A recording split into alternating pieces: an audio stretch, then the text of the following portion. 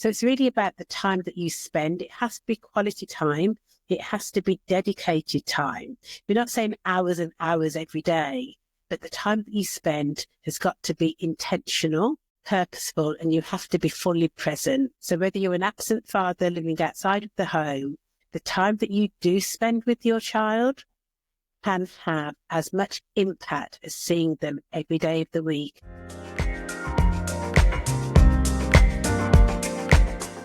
So I want to introduce Maureen. Maureen, welcome to the Build Smart Blueprint. So for those of you that probably don't know Maureen, unless you live in Southeast London, Maureen is a parenting consultant. So she's the founder of Parent Lab. And I actually know Maureen personally, not through the Parent Lab, but I think something that Maureen speaks a lot when I see you in the local area is there's always a young parent talking to you, or you're always talking to a young parent. And I see from afar when I do see you in the park or locally on the street, you always seem to be giving advice to those parents. And I know a lot of parents in the local area do look on you very highly. So welcome to the podcast. I think you're a very interesting person with lots to say. But today I wanted to kind of hone in and talk about your experiences of working with new parents mainly, but also just parents, but particularly in the context of those that own businesses and, of course, construction, because that's what this podcast is all about. So welcome to the podcast, Maureen. Thank you so much for having me. What a great introduction. I'm smiling because you're absolutely right. When I'm walking the dog, I see young families with babies in pushchairs or babies in arms, and I often congratulate them. I'm usually very curious, and quite often people are not living near their elders anymore. So I'm kind of like a surrogate granny to many people in the area. Yeah, I wouldn't disagree with that at all. In terms of the conversations you have, let's maybe hone in firstly on in terms of your practice and your business. Is there a typical kind of demographic of the type of parent that usually comes to you for kind of help, coaching, consulting, and is there a difference between those that perhaps own businesses and are self-employed versus those that are in a maybe an employed setup? Right. So when I first started Parent Lab, my target audience were often those families who fell under the radar of statutory services. So these were the people who may have been going through the court system, who wanted access to their children, who may have had some difficulties in their parenting styles, and therefore their solicitors, their partners, soon-to-be ex-partners, would be encouraging them to have some support through my service. And what that entailed would be giving the parents different strategies to support them in their parenting, because when you're in a relationship and that breaks down, the people that suffer the most are actually the children. So I try to help them be on the same page as each other, so that the children have continuity of approach to parenting. But I guess since lockdown, things have been very different. The parents that I've been supporting are, two-parent families often, who haven't got any drama in their life. There's no court intervention. There's no social services intervention. They just want to do the best by their children. And they've realised that by reaching out to services such as mine, they can be reassured, they can be motivated, and they can be applauded for what they're doing. Because if you are not near to your grandparents with the children, there isn't that person that can actually say you are doing a good job. And I do pride myself on acknowledging every parent as much as possible when I see them. And that gives them the confidence to know actually this person sees me, and actually they feel not so much better about themselves, but reassured that they are on the right path, especially when they realise that I'm a mother of a 30-odd-year-old, and I have 3 grandchildren myself. So they know that this is coming from experience. It isn't just a hollow, oh, well done, mum or dad. And on the side of, if I understood, you sort of mainly initially started with working with essentially single parents or an adult that wasn't in a relationship with the child's, mother or father. Is the advice, the suggestions, the guidance you give, is it different, like fundamentally different, if you're working with a couple that are in a relationship and if they're not? Because I know for sure a number of our listeners will be, most probably a father that isn't with the partner, but still wants to kind of be present in their life. So I think that's an interesting maybe definition, just to clarify, like if it, do you know what I mean? Yeah. The information would be slightly different, but yet it would be relevant. So for the parent who's absent, for example, how do they build and maintain and sustain a relationship when they are out of the home? Now, when you're living in the home, you can take it for granted that you are with your child, you're seeing them almost every evening before bedtime. But that said, we can take it for granted that that child feels seen and heard by that parent, let's say the father, for example. Yeah. But if the father's just passing by, quickly doing a bath time, does that child feel really seen and heard by that father? So it's really about the time that you spend. It has to be quality time. It has to be dedicated time. We're not saying hours and hours every day, but the time that you spend has got to be intentional, purposeful, and you have to be fully present. So whether you're an absent father living outside of the home, the time that you do spend with your child can have as much impact as seeing them every day of the week. And is that quite common? Do you see that as a common scenario where you've perhaps got again, let's say busy professionals, could be father or mother, where they're in the household, they are spending time, but it's not present time. Is that kind of a common thing that you're seeing? That is very common, unfortunately. But often following our conversations, the parents will realise that actually they can actually put their phones down for a few hours whilst they're with their child, because we want to set an example to our children as they get older. And what's yours are very young. As they get older, we don't want them to have those habits where they're focusing on the mobile phone rather than the conversation around the table.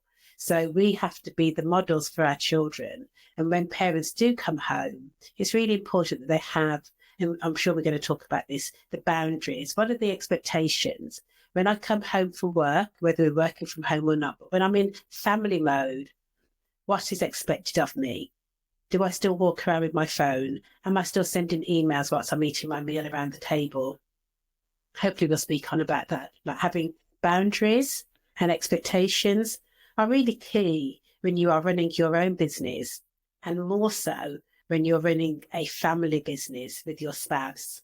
Yeah, I certainly want to get into that a little bit more, but I think something that I would also be interested to hear is I think it's a very common one, and one that most of us are very aware of, is like being on a device while you're in and around your children. But are there any other things that maybe, we if we're a parent, signs or common things that you see parents do that are common signs of them not actually being present? It may be physically present, but just not there, or the child is not feeling the kind of connection. Are there any other things that you see quite often?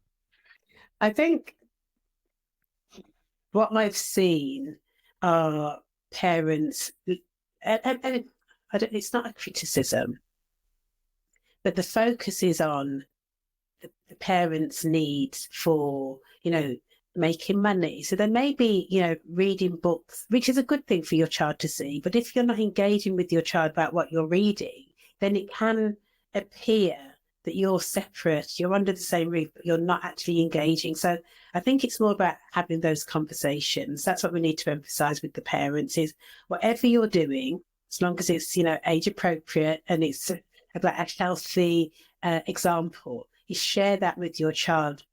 It's not helpful to be doing things in isolation. If you're in the family home, if you're in the company of your children, engage with them so that they know what you're doing. And if you do have to have that quiet time, that you're working on a project, then you take yourself away rather than just be in the same room with that child.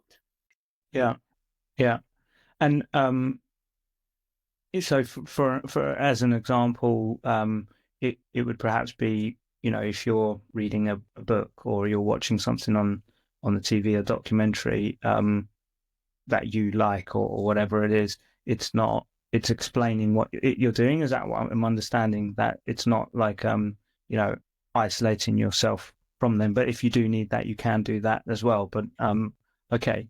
Now, with going back to the kind of the idea of the devices and the phones, with a construction company, most companies where the owner and is also the operator, WhatsApp groups are prevalent, right? It's not. I'm not surprised when I speak to clients or friends that own companies where they're, members of 200 groups, all the contractors, everybody's messaging them. And sometimes, there isn't the function within the business for anybody else to pick that up. What's your kind of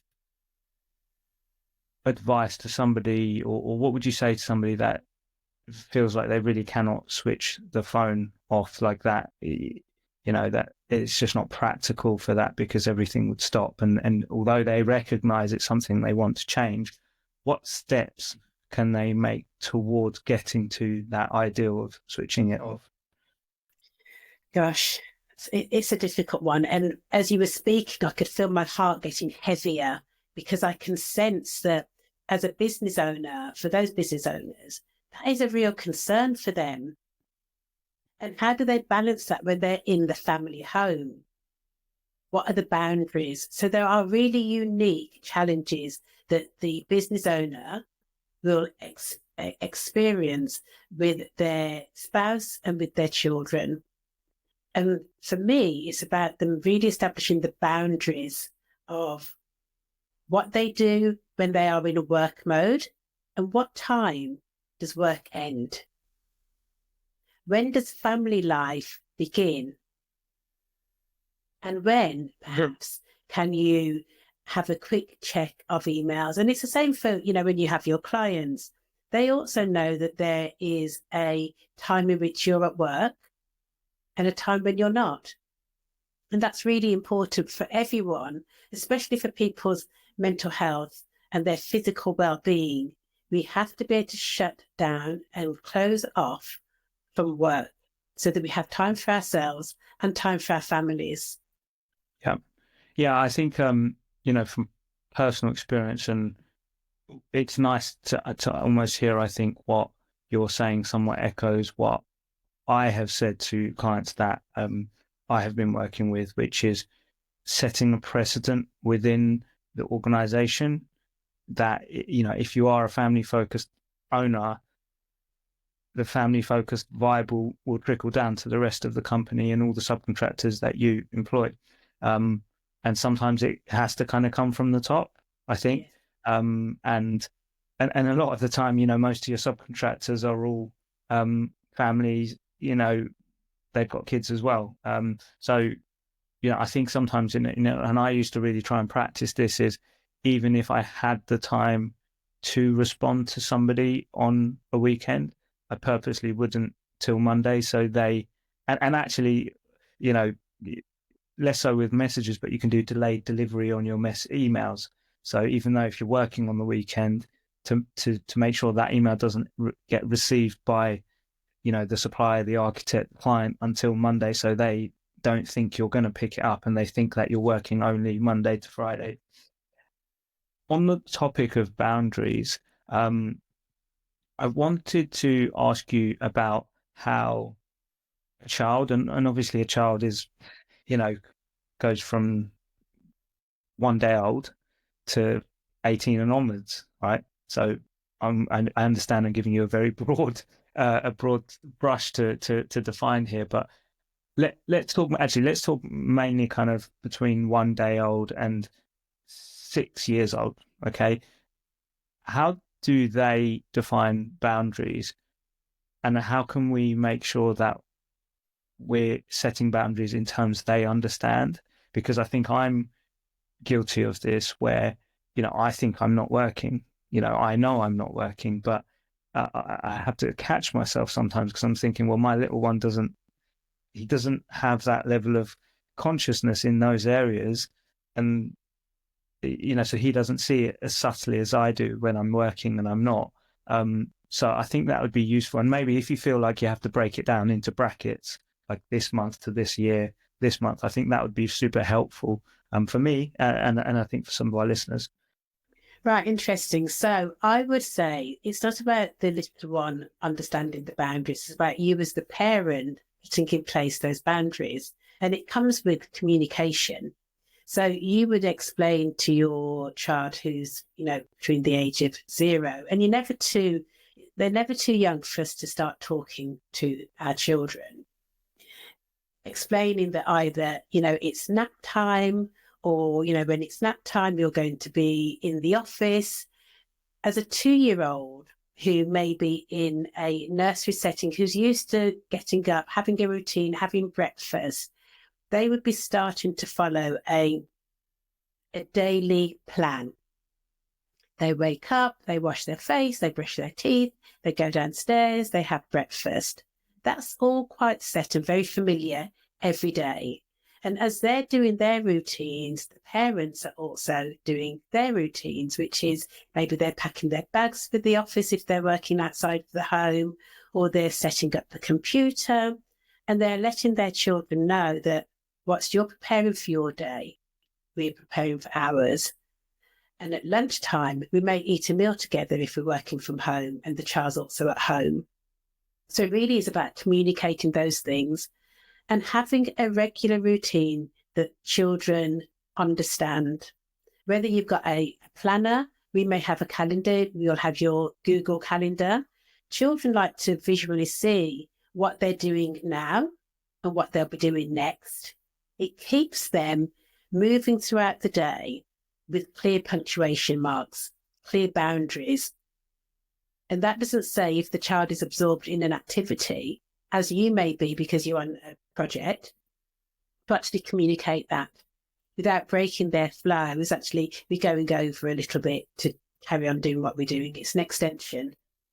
Mm-hmm. And I guess part of what I was asking was, does the way you do that, does it change in terms of like how you because of their ages, or are you actually saying set a precedent as soon as they're in the family, in the way that you organize things and let them gradually grasp more of the same thing that you're showing them, if that makes sense? Is that what you're saying?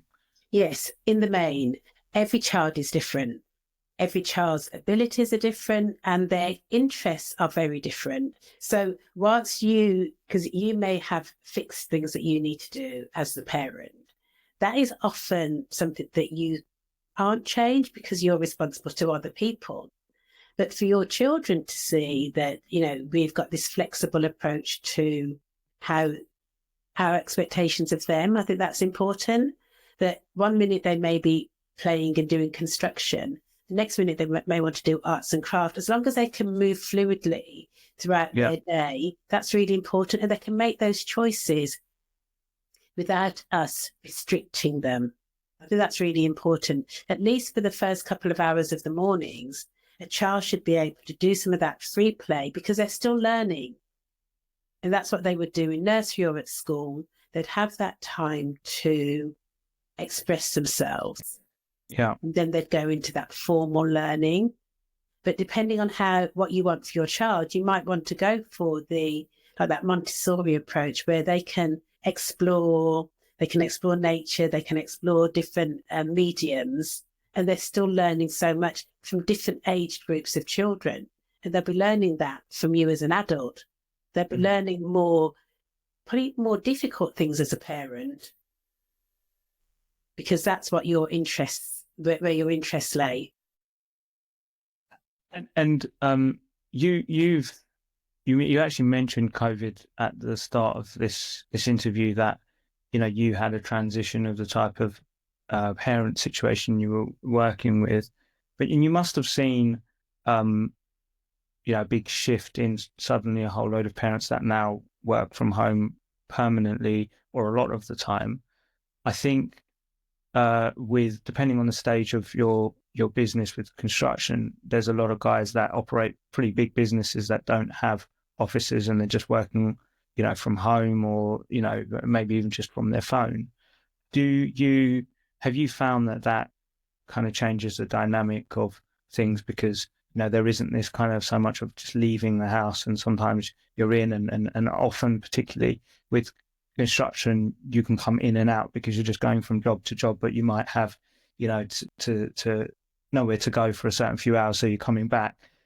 Does that change things? Like, how can somebody that has that sort of setup create routine and structure where often their business, just the nature of the business they do, has no kind of routine like that?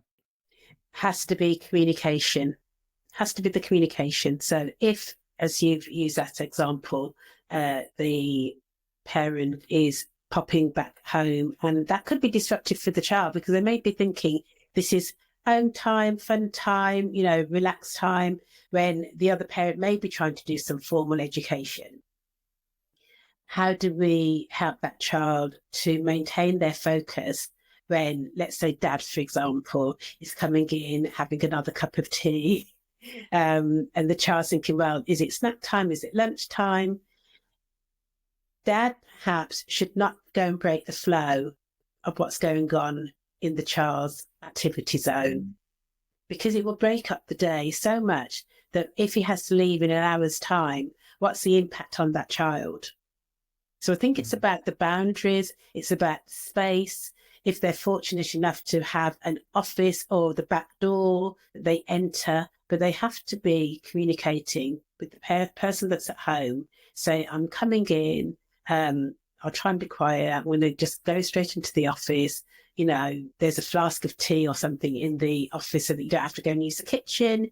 But I think it's about planning as much as possible to limit the disruption to the child, because that disruption can impact not just the day, it can impact on the night's sleep for that child, because everything is then out of kilter for them. Mm-hmm. Mm-hmm.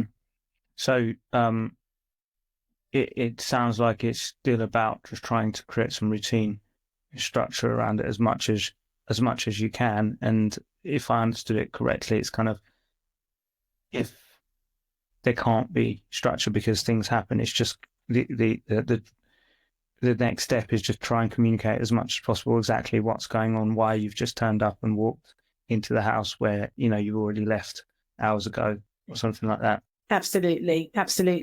And if instead of you having to think about what to do in the moment, it's potentially having that conversation with the person that's at home, say your wife, for example, to say, actually, this is what's about to happen. Let's pull out the card that will explain to the little one what's going on now, so that you don't have to be thinking, oh, dad's just got to come back home and it's a disruption.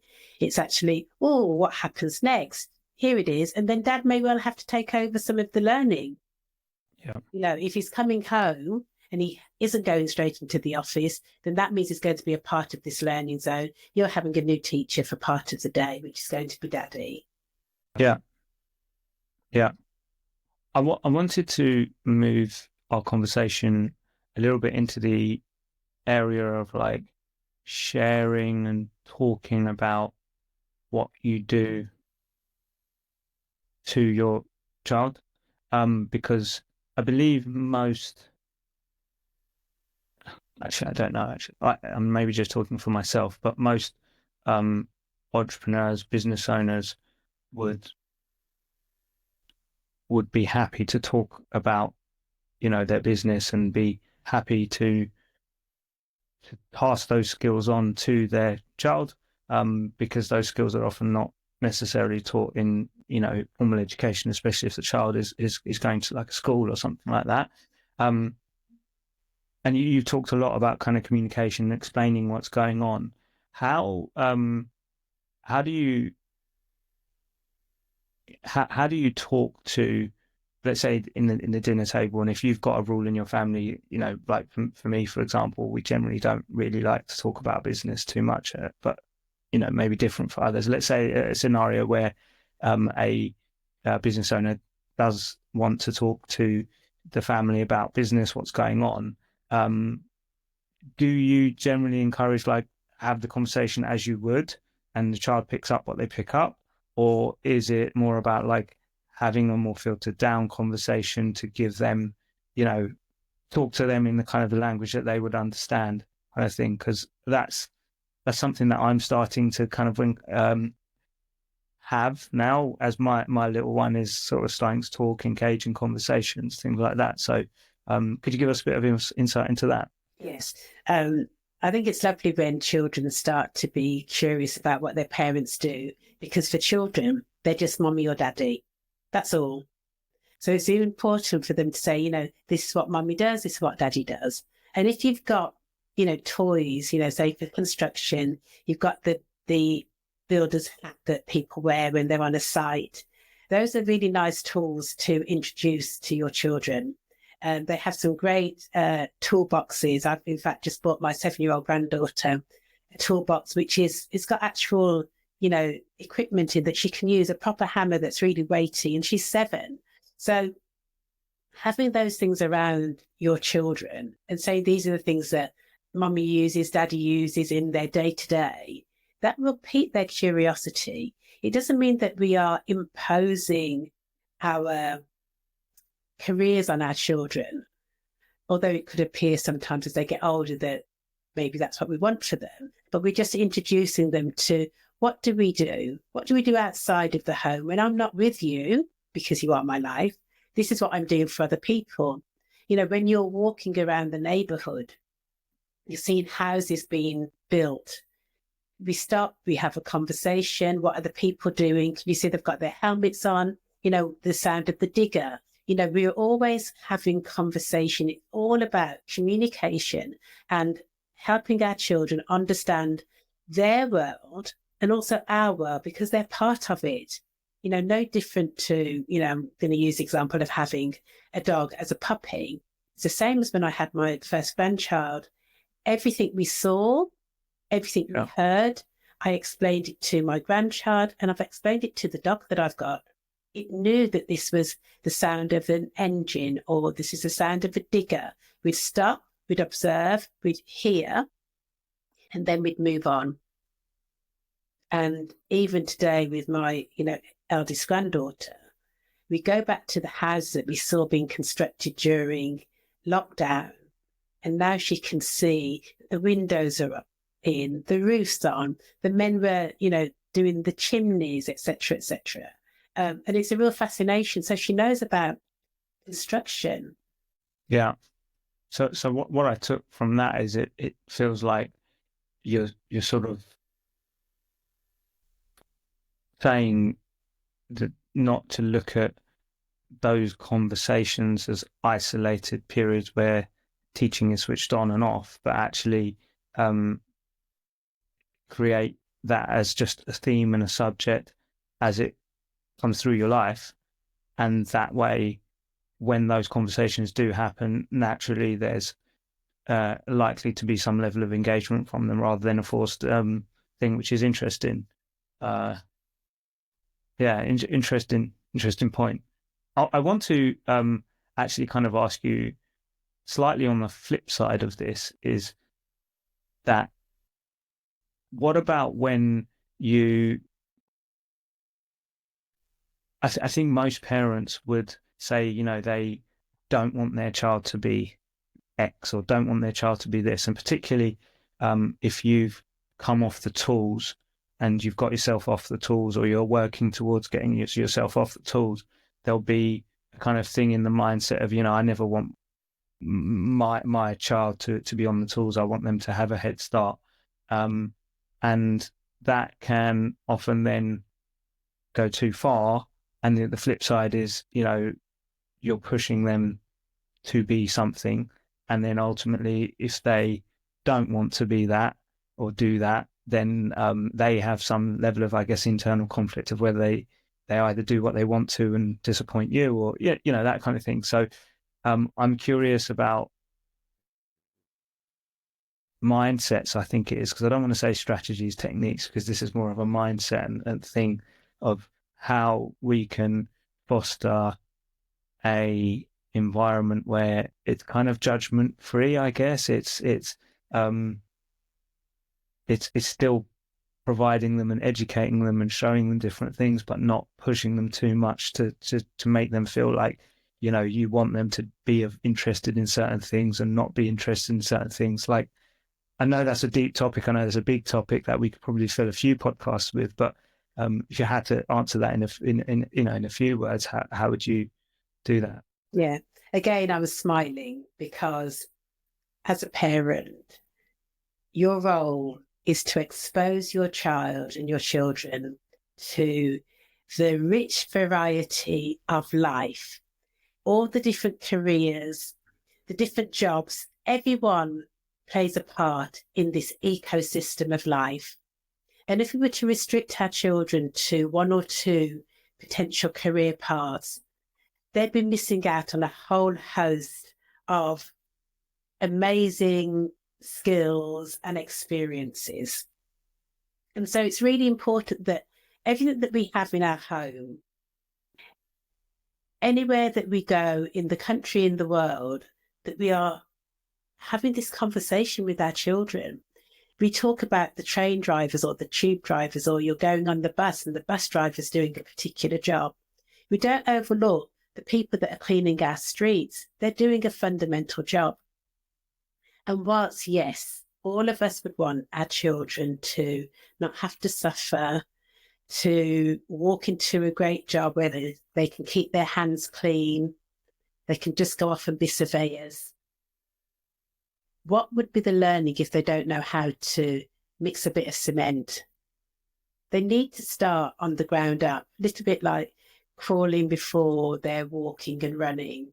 These are the building blocks. This is how we get the correct mindset, by starting off from a foundational level and building up. And that's where you'll be able to have the solution buildings in your makeup for you to understand that point A leads to point B and so on. But I would definitely say expose your child to everything, from the mechanic down the road who's under the car, and your child will wonder what they're doing underneath the car, to you fixing your child's bike and explaining what you're doing and why, and you let them have a go. You give your child the screwdriver. They will be safe if you teach them about safety. And it's all of those elements that we're doing in our day-to-day lives with our children. As long as we're having a conversation and we're communicating, they will be richer for it. Something that I think is related to this, and maybe your answer will be slightly similar, is as an entrepreneur, usually you've had to do 4 or 5 things at once before you get it off the ground. You might be still in a job while doing work on the Saturday, Sunday. You might, kind of graft. There's an inherent level of grind and ethic, like kind of, determination, persistence. If I was to look at the clients that I work with in business compared to maybe people that I would just talk that are in jobs on an average, there's definitely a kind of difference. And I think whether you're in that situation yet, but what would likely happen is you'll have a level of comfort in your life that essentially you've worked for, that you've created, basically the fruits of the business. When you are in that situation, you've benefited from it and you see the value of it, and you want to perhaps give those things to your children in terms of those habits. but you also have a level of comfort. That means you don't necessarily want to put them through kind of discomfort. Have you got kind of a suggestion or kind of, again, mindset about how we can pass those characteristics of perseverance and things like that? I know yourself and I have talked about jiu-jitsu, right? Your grandkids do jiu-jitsu, and when my little one is old enough, I'll encourage him to as well, because I think combat sports, sports in general, is one way, and that's maybe the more common answer. But would you kind of say sports? Would you say anything else can be ways we can do that? Yeah, sports is an excellent way of helping children learn commitment, boundaries, listening to, obviously the instructors who know best. This would be like listening to us as parents. But also I'd say doing things domestically in the home is having a routine where they're tidying their rooms. Once it's their rooms and their spaces, we are the parents who are still paying bills. So having that routine of clearing up, setting the table, for you to eat your meals around the table, being part of a team in the family means that you don't just remove your own plate. You're taking your siblings' plates or your parents' plates and putting them in the dishwasher or in the sink. Fosters a sense of interdependence. And I think that's really important. So I think for children as young as 3, they can start to put their toys away, if not younger. They can tidy up. And I think we do have to do that for them. We don't want children to have this sense of entitlement. Regardless of how successful you are as a business owner, our children need to learn the value of everything so that they're not part of this throwaway society. And sustainability is really important. And we want our children to, I guess, make different choices to the choices their grandparents have made over all of these years. We want things to be different for their generation and the generations to come. And I do believe that comes with them having a sense of responsibility, a sense of ownership, and a sense of agency that they can be the change that we're all looking for. And do you, like, if we were to hone in on the tidying up toys or tidying up things, giving the child responsibilities to do things, are you an advocate of pairing that with some level of reward, or is it, pairing it with some level of just acknowledgement and gratefulness? Like what? Because if us as business owners, we go on the nice holiday or we get the new Range Rover and it's like, okay, that was worth it. And we get, ultimately, it's like the status symbol. And I think a lot of people would be lying if they said that wasn't a big part of why they, got up in the morning or they were doing multiple jobs. So do we replicate that in a smaller sense, or how do we kind of, do you know what I mean? Yeah. No, absolutely. For children under the age of 5, they often want acknowledgement, verbal praise, the really big, well done, that's amazing, you've tidied up your toys. That is enough for that little child. As they get older, if we start to ignore the things that they're doing really well and just focusing on the negative things, they'll stop to do anything that's good. So we have to every day acknowledge at least, 3 things that your child has done really well. The more we acknowledge them, the more they're likely to do it. And often, if we're acknowledging them physically, verbally, through our contact with them, giving them hugs and patting them on the back and telling them exactly why we're proud of them and why they've given us so much joy, it's less likely that we ever have to give a financial or a gift incentive for them to do the right thing. They do the right thing because it's the right thing to do, and that mummy and daddy and grandma acknowledges and sees them. However, if you've got a child who has a sense of entitlement and who doesn't want to do things unless we're paying them, then it's okay for us to draw up a contract. It's not such a bad thing because they're clearly able enough and mature enough to want to negotiate with you. And we know that negotiation is a real skill. So we would then suggest, draw up a contract with your 11-year-old and say, actually, little Johnny, if you do this, I will do this. However, we can always discuss whether it's working well, or if it's not, why isn't it working well? What can we change about it?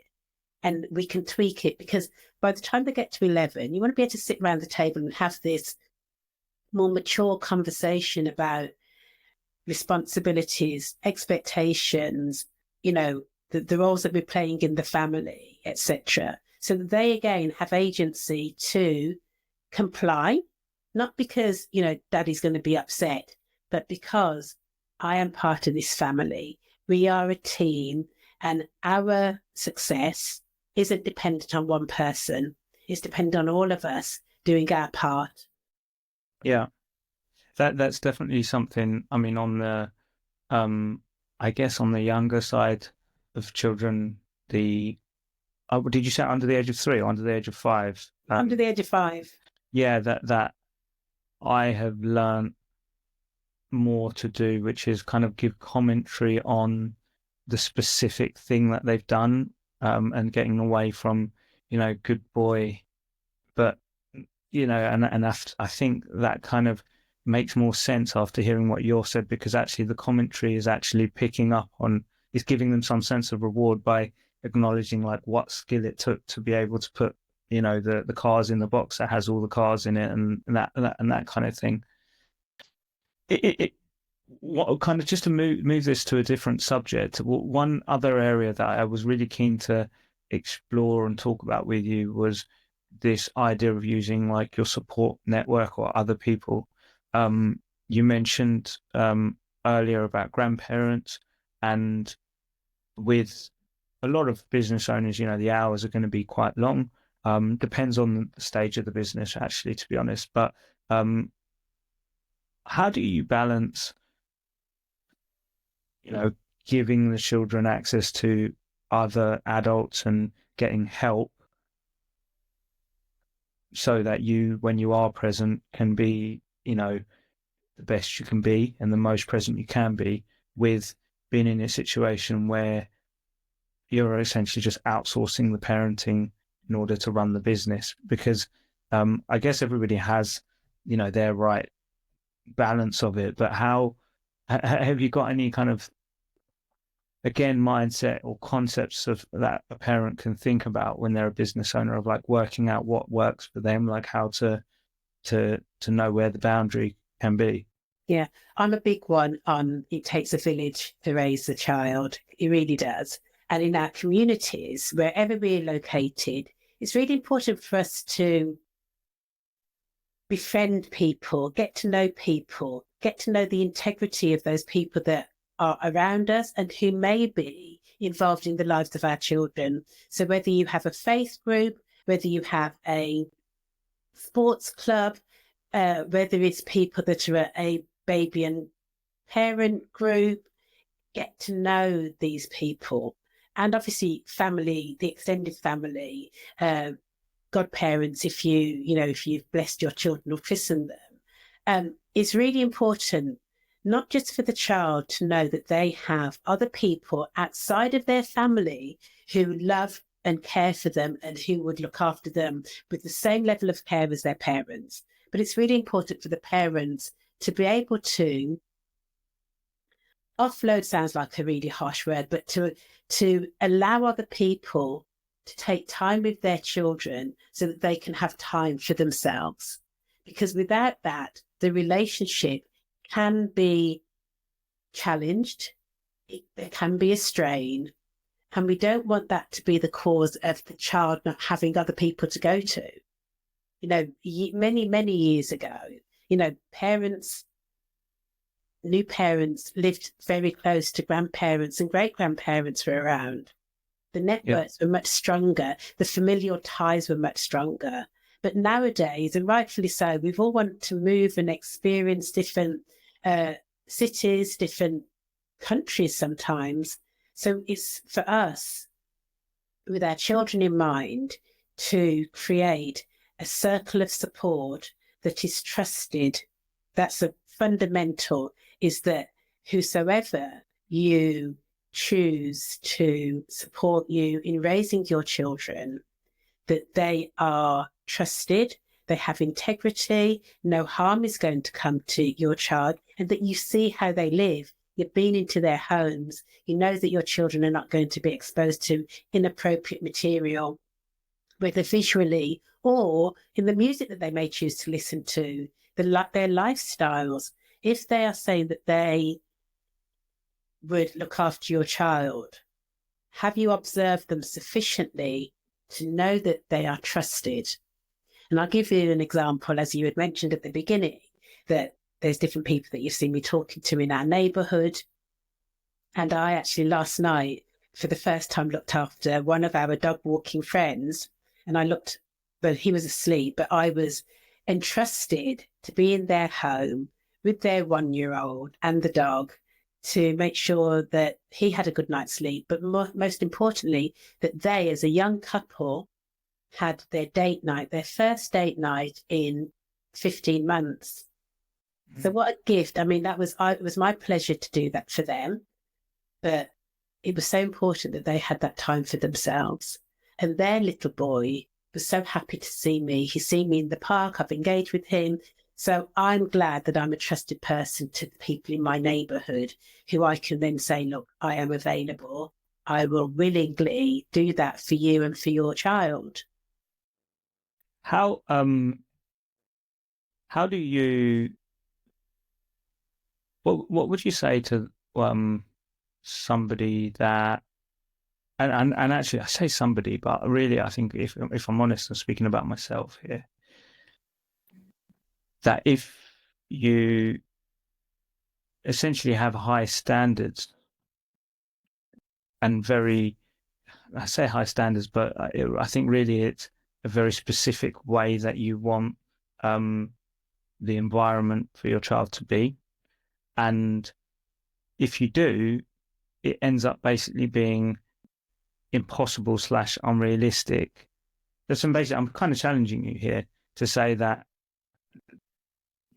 basically nobody would be like matching the environment you would want, because and I think this comes with anybody that's like particularly conscious about like their specific setup. So what you can, I think I found myself in situations where it's like, yes, there's physical beings around, but ultimately there isn't an environment where I feel like, they're a carbon copy of me, and therefore I'm not leaving my little one with anybody. And I guess the logical side of me would say, well, that means you've got to lower your standards, basically. But that's a slippery slope, I think. So I don't know if there's others like me. Probably is. But what would you say to me? Actually, Yeah. I mean, I think and I'm going to be focusing on your child, it's important for him to have a network outside of his parents, because we know that anything could happen tomorrow, and what position would he be left in if you were not here? So and I think it's right for you to have high standards. You want your son to be exposed to the best. You want him to have the best quality of life that is possible. But is it realistic for him to have that throughout his whole life? Does that mean that he would be quite isolated? Would he become more particular and therefore be left on his own? So how can we expose him without him being harmed, I guess? Mm-hmm. And that would be for you to actively, consciously build up your network, because it will be impossible for you to be there all the time. And actually, he may not always want daddy to be there all the time. He may want to see a different person, who's a different male person, who's got a different edge to them. That edge doesn't have to be something that is toxic, something that is detrimental to him. It's just a different way of being. So that he can he can then judge people's character differently, because once you have this blueprint as you, Dad, there are other people who are doing an equally great job of raising their children. And I think the variety will enrich him so that he then makes his decision as to the things that he may take from your character going into his adult years and the things that he may take from somebody else. Yeah. Interesting. Yeah, because I guess I've always seen the compromise as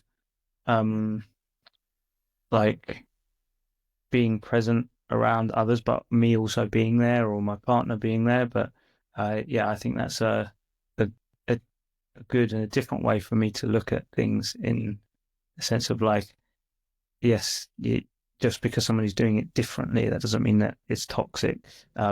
It's just like the same thing, but from a slightly different angle. Yeah. Sorry, can I just add something as well? So there's an exercise that I do with parents when it comes to building relationships with others external to them, is like a segment of an orange. So you've got a circle within a circle, and you have the segments, and probably about 10 or 12 segments. And in each of those segments, you should put in who is your person that you would go to for different things. So, for example, you'll go to the doctors if you're feeling really unwell. So try and fill in that 12 segments. Even you can do that as an exercise and see how many people there are outside of you.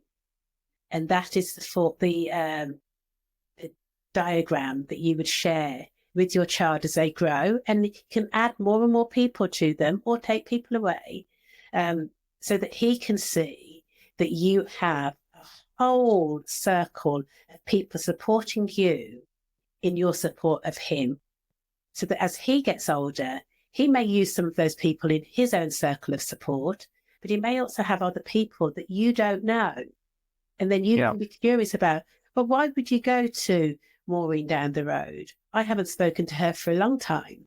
Yeah. He may say, yeah, but I see her every time I'm going to school, Dad. And she's always very kind, I imagine. So to clarify that exercise, you're talking about doing it from the perspective of who the child would go for certain things, or who I would go for certain things. Who you would go to. And then you have the conversation. I would go to so-and-so for this. I would go to the other person for that, because we all have a different part to play in your life as Dad.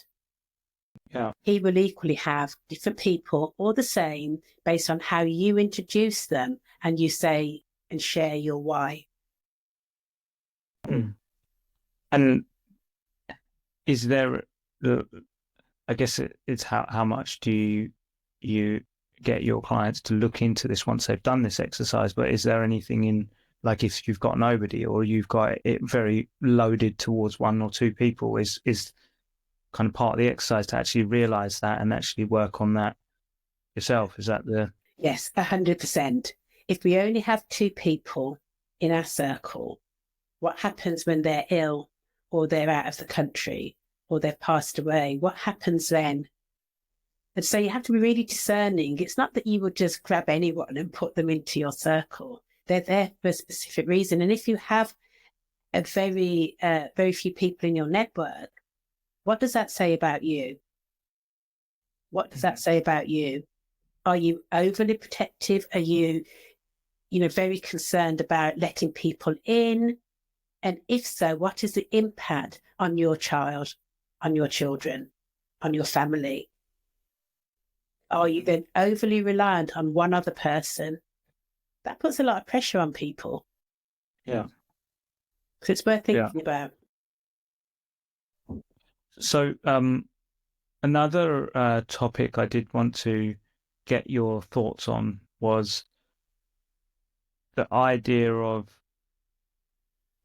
sacrificing now for a better later, better future, because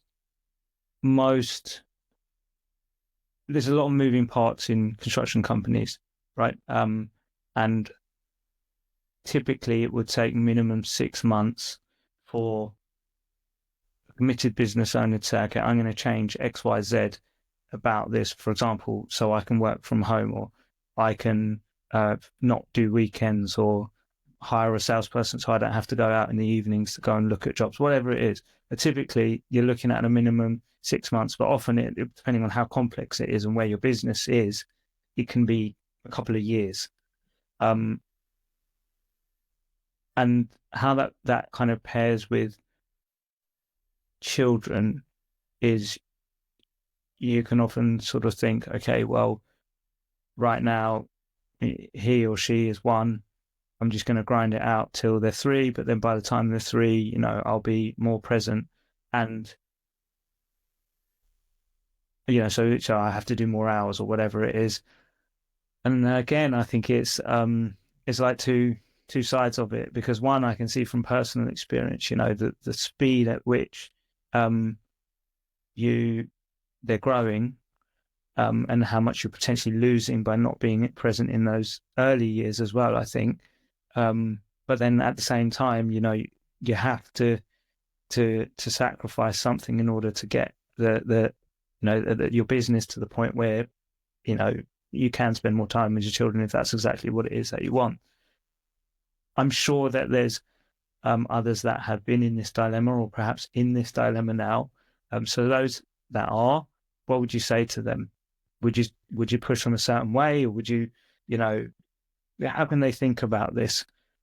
Yes. How can they think about this differently? I would ask you, what does spending time mean? Does spending time mean 12 hours of the day spent with your child? Does that mean half an hour of quality time? Does that mean 3 half-an-hour segments of quality time for your child who is under the age of 3? What does it mean? How much time do you believe he requires of you? Just you. Because it's like working, I remember again when I used to work for somebody else, I would give 100% and I'd be exhausted when I got home. But the job didn't expect me to give 100%. They just expected me to do the work and do it to a very good standard. Yeah. But I placed that pressure on myself. And it was only when I was talking to a coach myself, and they said, but no one's asking you to do all of that all the time, because you'd be left with nothing.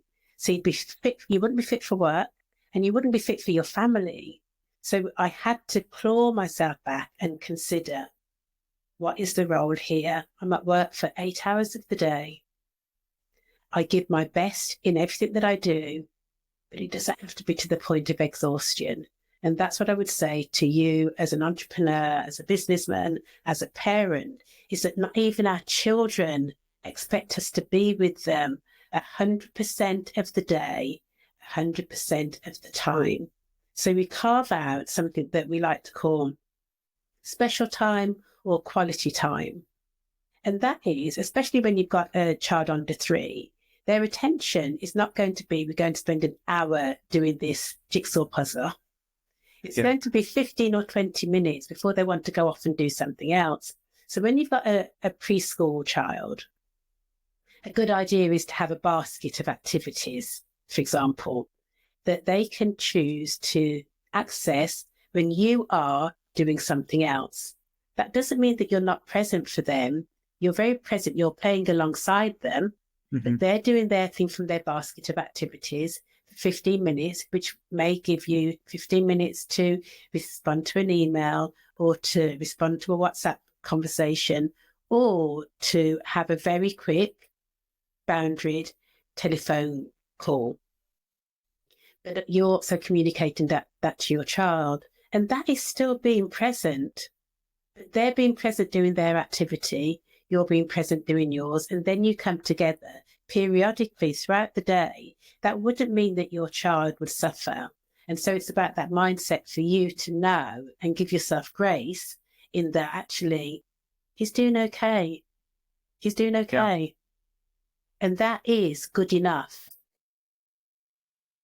So there's a couple of key things that I feel like I took from that. Firstly, um, my experience is that and I'm talking typically, most of our listeners are men, and in construction, is that when we want to get something done, we sort of, there's this kind of go to war mentality where it's like 100% gonna put everything in it, but actually 98% and giving a 2% back into the parenting for that first month, and then doing, 97 and 3% and 96 and 4%, and like, yeah, actually it's not going to make that much difference, that kind of 3-4% in the business.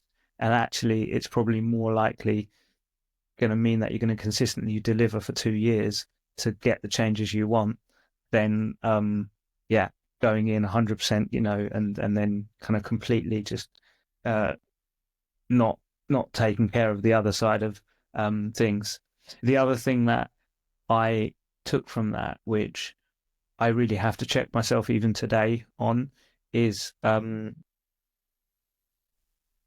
habit of always looking at like the next pile of coal to shovel in the business, and not looking at like this huge pile that we've just shoveled, right? And especially because we work with a lot of owners that are looking to move abroad, or looking to kind of really reduce hours, and they're currently doing 9 hours a day of work, and they actually don't have to after a point, but they're just so addicted to it that they're just doing that. So I think something that so it just makes me think more about, if you are, I guess, trying to implement things in your business that allow you to spend more time with your child, and that's quality time, not just time. Yeah.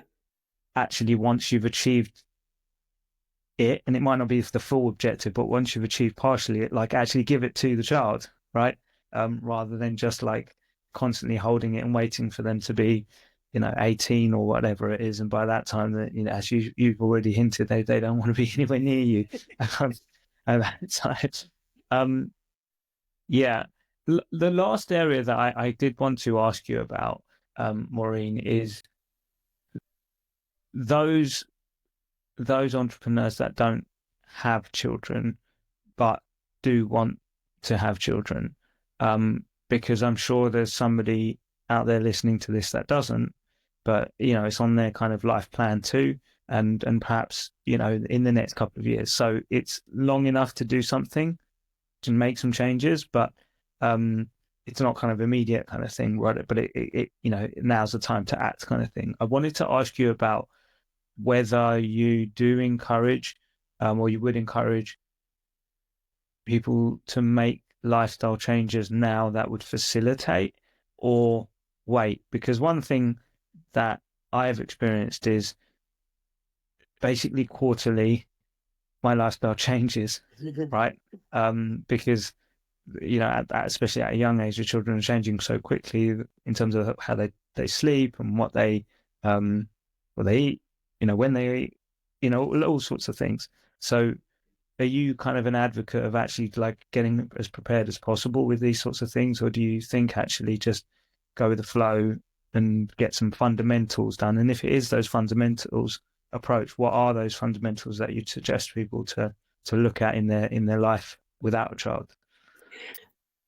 As I'm almost 60, as a 58-year-old grandma now, I'm able to reflect on the life that I've lived and what I would have done differently. And I think it ties in really well here. And I think it may be the difference between male and female as well, in that I would say, live the life now that you want to live in the future, which means your health and nutrition and your work-life balance has to be key today, so that when you get to the age of 50 or younger, that you are still maintaining a good sleep, that you're managing stress levels, that you are doing things that bring you joy, as well as do things that brings you a good income.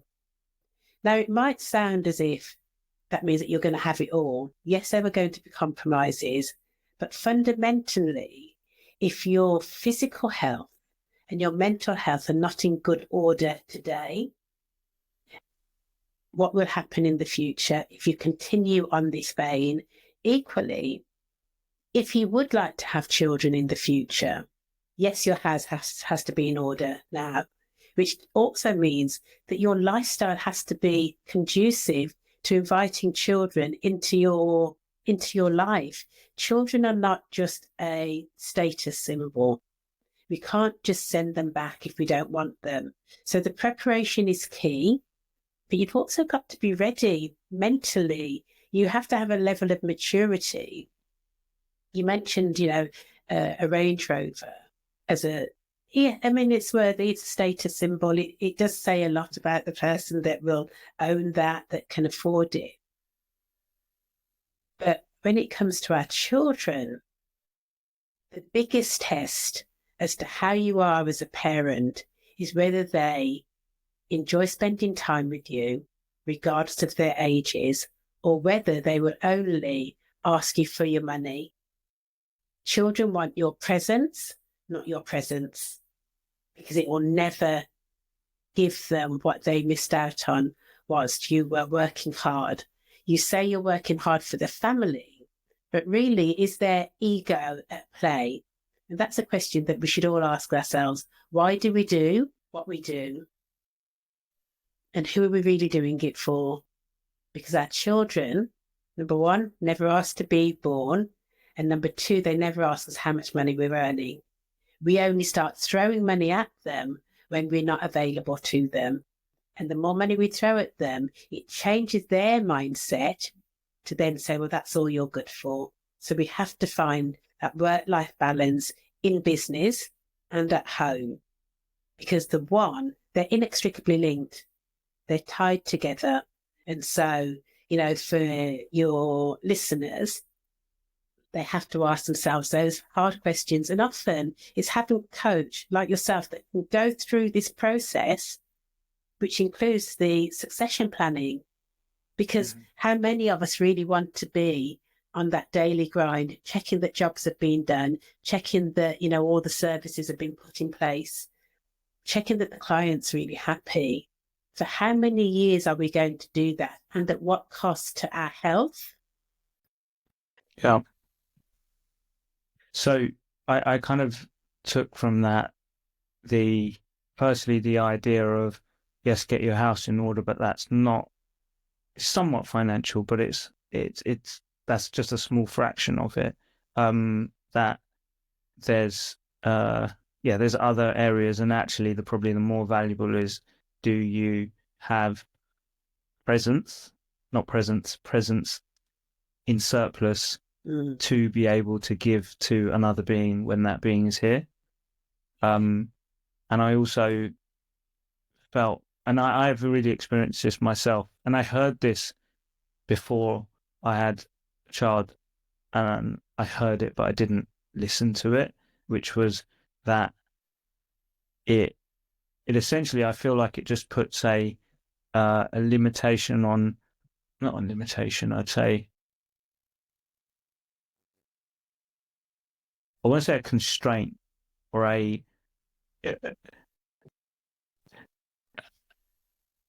say now that there's another person involved in my life, like in that way, pivoting and making changes on myself is a lot harder to do.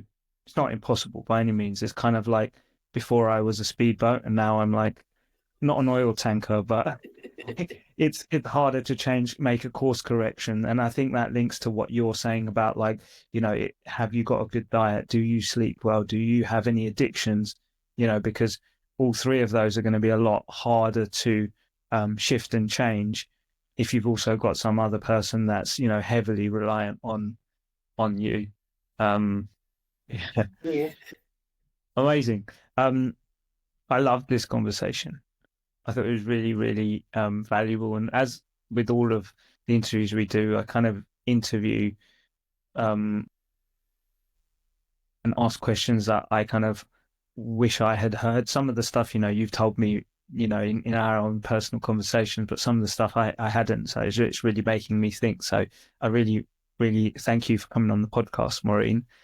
For any listeners, anybody that is hearing this that would like to get some one-to-one sessions with you and work with you, what's the best place that they can reach out and communicate to you? And maybe you could just give a bit of an outline of like how a typical arrangement might work with the business owner or a couple. Yeah, brilliant. Thank you. It's been a pleasure. And I love talking about families. I love talking about children and their development. And I think it's just so important for entrepreneurs and parents to know that they are not alone on this journey. It takes a lot of integrity. It takes a lot of ingenuity. It takes a lot of patience. But most of all, it takes a lot of compromise. I want people to know that do not believe the hype that you can have it all, but you can have a bit of everything, which is great and it's much more fulfilling. So how can your listeners get in touch with me? They can find me on my website, which is www.maureen-anderson.co.uk, or you can email me at info@maureen-anderson.co.uk, and we can have a conversation. Let me know what your needs are, your wants are. If I can, I will. If I can't, I'll let you know. Plain talking, that's me. Yeah. Or just find a park in West Norwood and especially on a rainy day, because there'll be no one out there, but you'll surely bump into Maureen after a few days. So thank you, Maureen. Thank you for joining us. Take care. Thank you. Bye-bye now.